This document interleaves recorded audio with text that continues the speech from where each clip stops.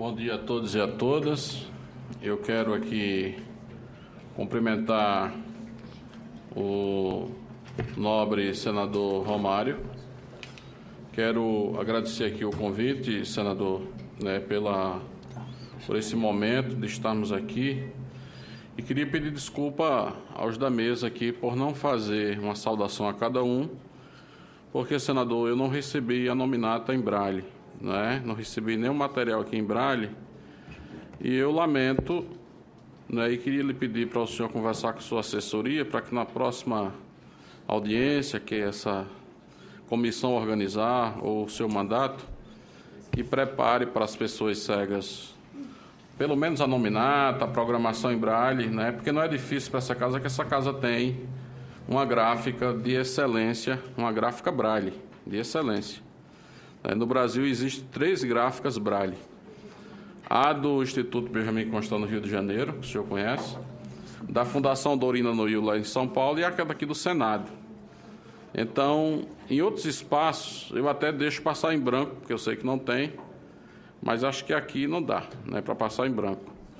Então, Senhor Antônio, eu até admito que o senhor tem razão, mas o problema é que também que em outras situações o senhor foi convidado e o senhor não apareceu, o senhor mandou o seu secretário, então a gente não imaginava que o senhor viria hoje, então por isso que não foi feito, mas na próxima que o senhor realmente marcar e puder estar presente, será um prazer, o senhor terá o material em braille.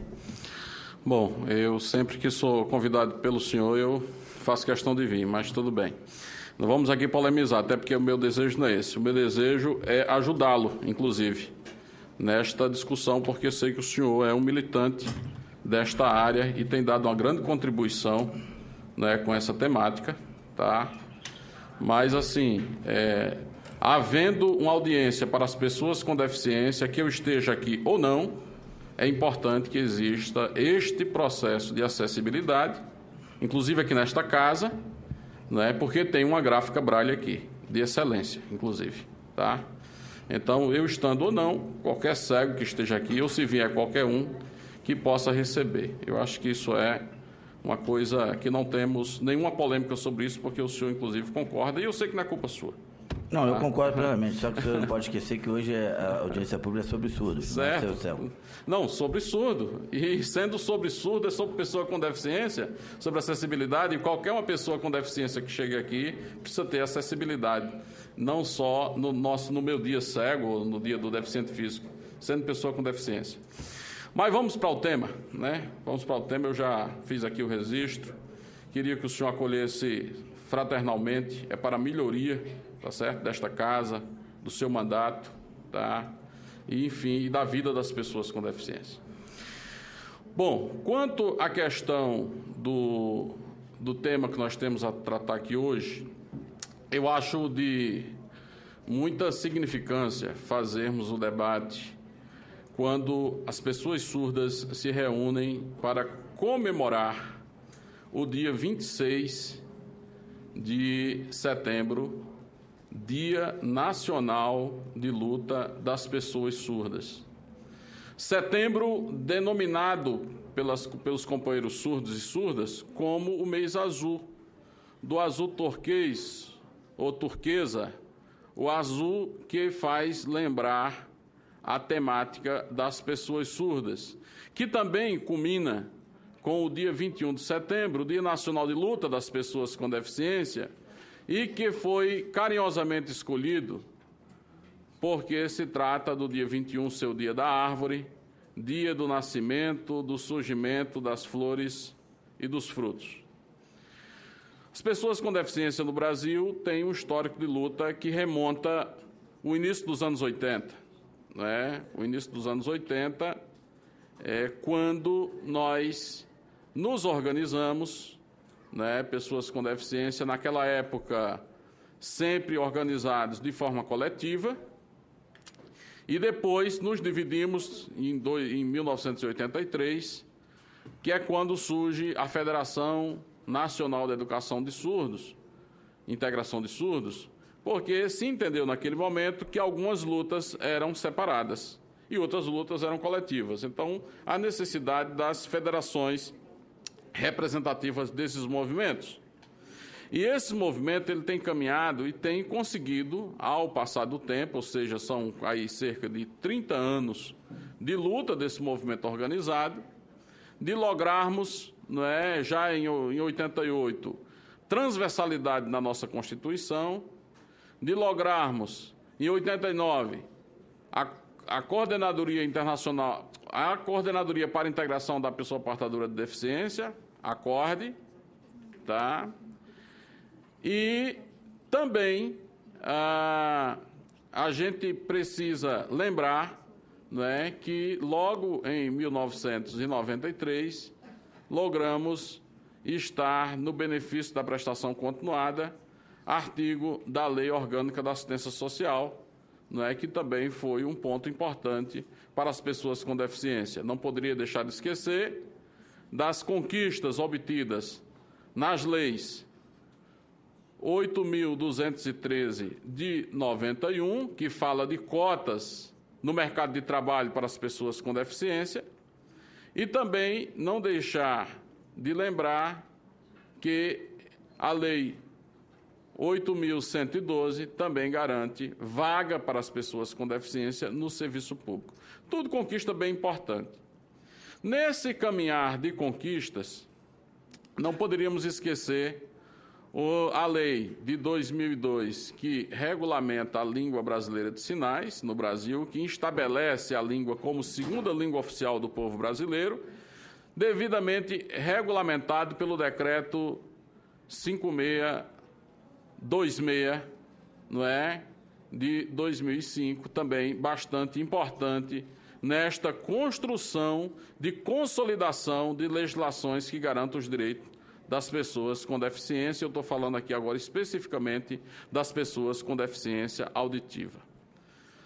Isso tudo, digamos assim, esse ciclo é fechado ainda pela consagração no Brasil da Convenção Internacional sobre os Direitos das Pessoas com Deficiência, do Nada Sobre Nós Sem Nós, de 2008, pelo Decreto Legislativo 186 e o Decreto do Executivo 6949, não é? 2008 e 2009, respectivamente, e agora, mais recentemente, com a Lei Brasileira da Inclusão, não é? Com um trabalho bastante intenso da Câmara, do Senado, não é? Do governo, da sociedade civil, não é? Que trabalharam um substitutivo, não é? Que veio para essa casa, aliás, inicialmente para a Câmara, tendo como relatoria a relatora Mara Gabrilli e relatoria nesta casa o senador Romário, que é um militante do nosso tema de pessoas com deficiência, uma pessoa que tem contribuído muito,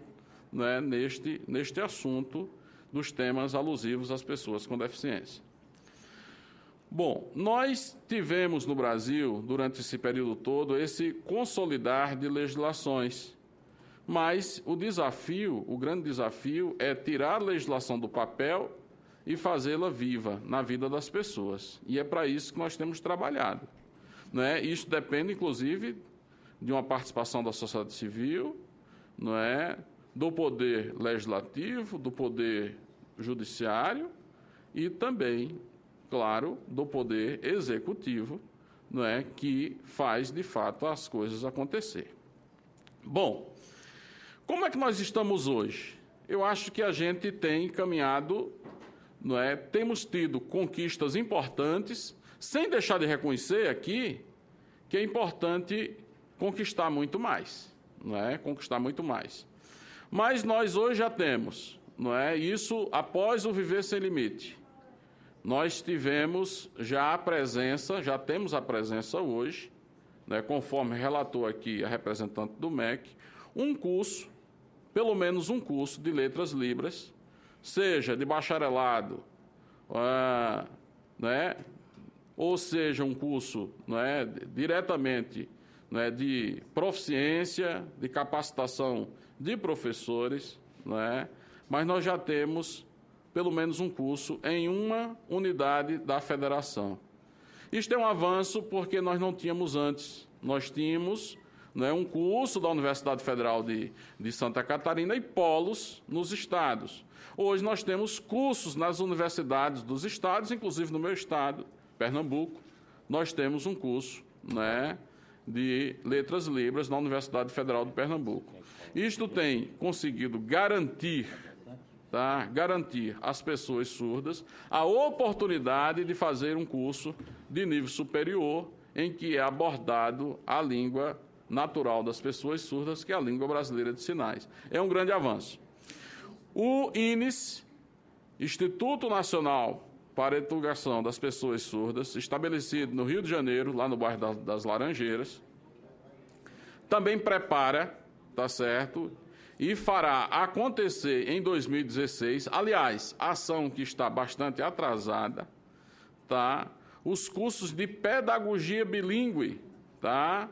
Serão organizados, pelo menos da última vez que eu conversei com o diretor, 12 cursos, né, pelo Brasil afora. Também uma iniciativa importante. Mas a gente não pode só imaginar que as questões da pessoa surda estão restritas à educação.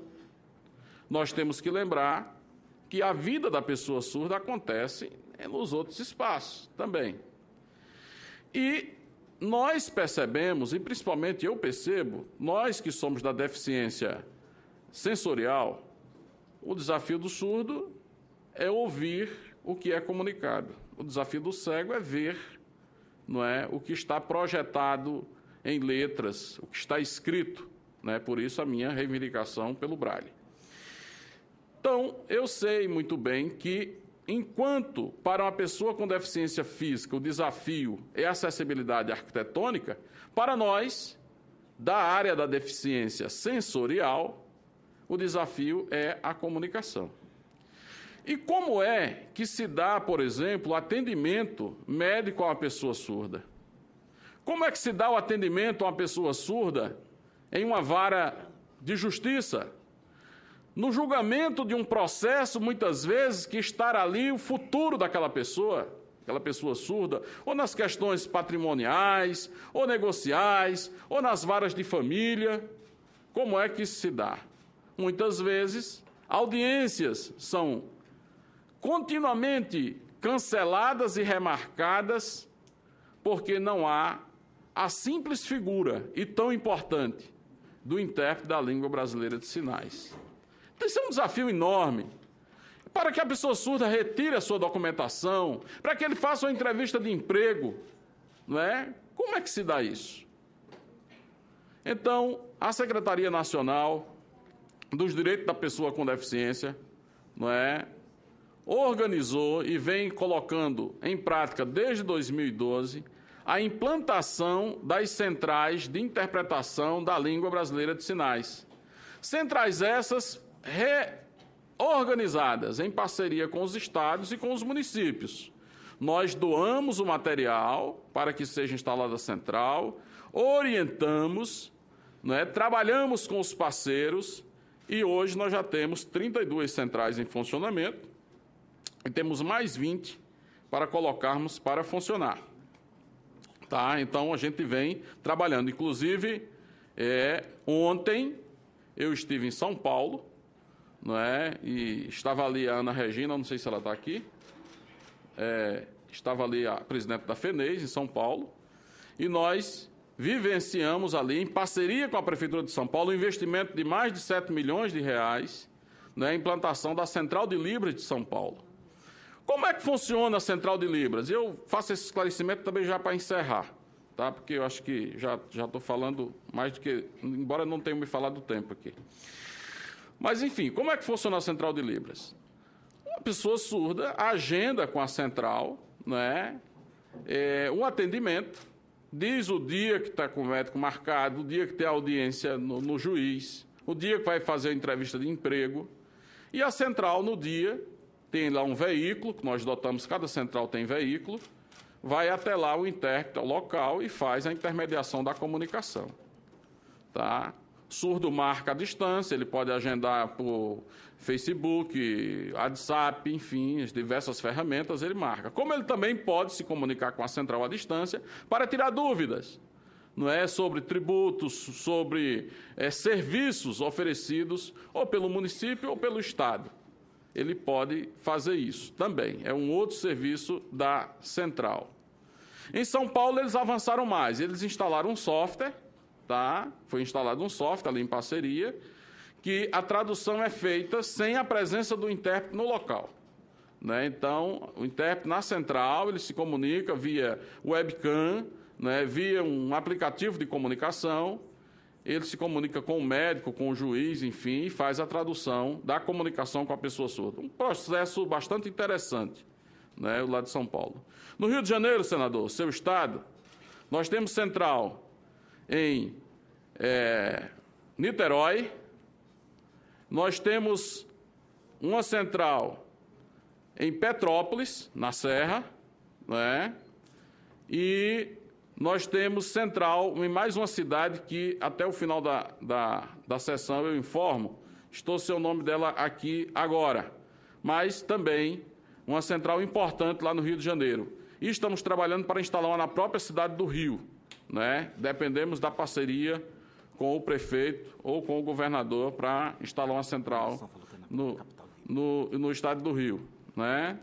Então, nós temos trabalhado nesse sentido, né, fazendo esse trabalho. Isso é suficiente? Não.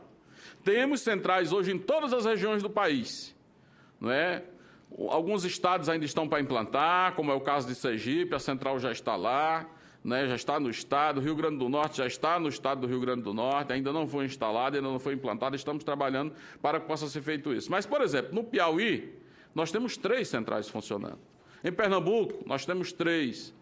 Na Bahia temos 3, né, e estamos inaugurando mais centrais, inclusive esta semana eu estarei em Campinas, né, estarei em Guarulhos, em São José do Rio Preto, instalando centrais em São Paulo. Então, temos trabalhado nesse sentido, é uma iniciativa importante, né, confesso que ainda é pouco, não é? Mas estamos já começando esse trabalho e a população que tem recebido tem aprovado o trabalho que temos feito neste sentido de garantir, né, que a pessoa surda...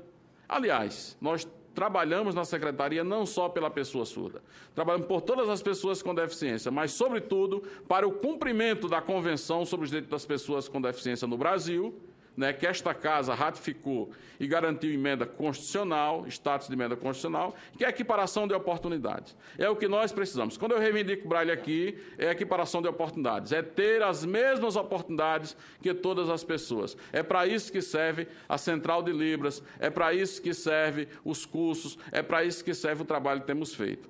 Ainda temos um grande desafio. Os companheiros surdos reivindicam maior participação ou melhor qualificação no Enem, pelo INEP.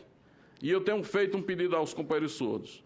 Nos traga, se puderem, né, os números, né, da quantidade de surdo que escreveu e os que não conseguiram entrar, para que a gente bata com os números do governo e possa ver, de fato, onde é que está essa diferença para minimizarmos e melhorarmos a vida dessa população. Grande abraço a vocês e muito obrigado.